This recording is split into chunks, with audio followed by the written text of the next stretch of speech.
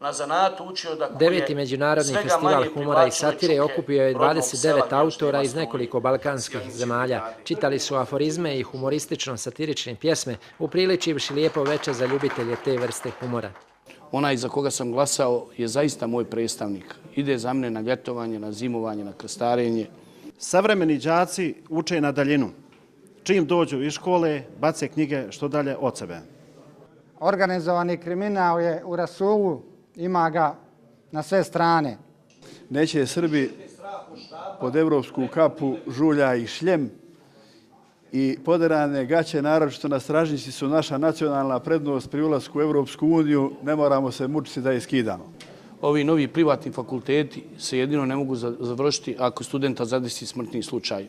Velikom plaketom nagrađeni su Goran Mrakić, član Saveza Srba u Rumuniji, i Aleksandar Čotrić iz Beogradskog aforističarskog kruga. 9 festivala kao 9 Jugovića. Ne može i niko pobijediti. Antologijski izbor aforizama i humoristično-satiričnih pjesama priređen povodom 1. aprila Svjetskog dana šale objavio je Banja Lučki nosorog.